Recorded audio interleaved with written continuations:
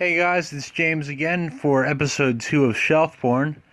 This time, instead of just selecting something at random, I decided specifically to look at this book.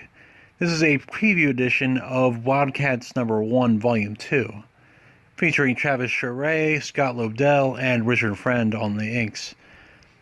It's really something else. It's not like your traditional book at all. I mean, if you want to really see the pencils of Travis, this book has them all. I mean, it blows your mind how cool this is. Alright, let's take a look. Good intro there, nice lettering, nice solid figure there. You don't know what you're in for. Or do you? I mean, you see a spy or something going through the water there. That's really cool. Look at the nice detail. Look at that belt. I mean, he gets a lot of flack for coming from the period of pouches and bags and all that stuff, but he really brought it. He really did something else with it than those guys that you look at and you think, oh wow, 100 pouches. It's really cool. And those detail on those guns. Nice.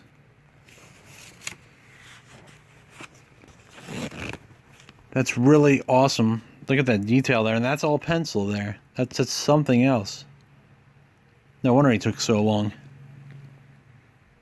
We don't mind waiting.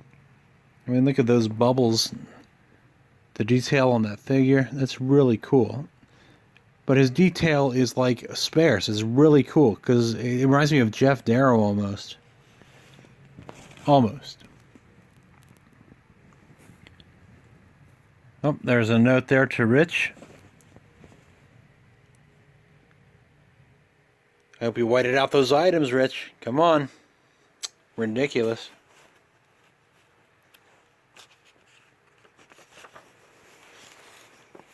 There's another cool page. I really like the very standard layout of this page. It's really cool.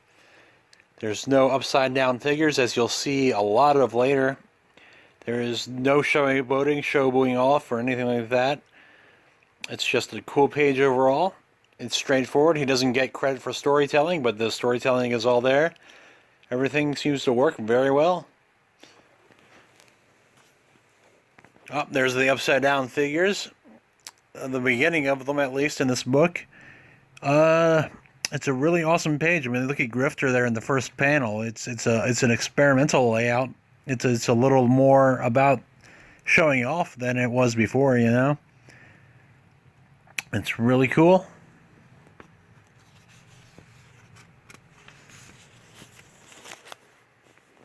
Oh, here we go, more upside down.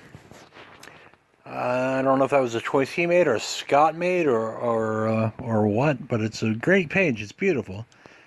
It really reminds me of nobody, really. It's really a one-of-a-kind thing.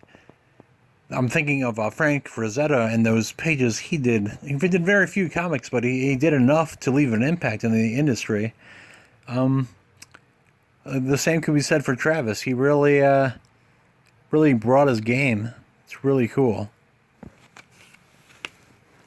Upside down galore. I mean, that's just ridiculously upside down, but it's great storytelling. Look at that gun in the window, in the fourth panel there, and you see that Grifter notices it. That's really cool. That's actually, it's relying on the audience to be a little smarter, which is not very common in comics.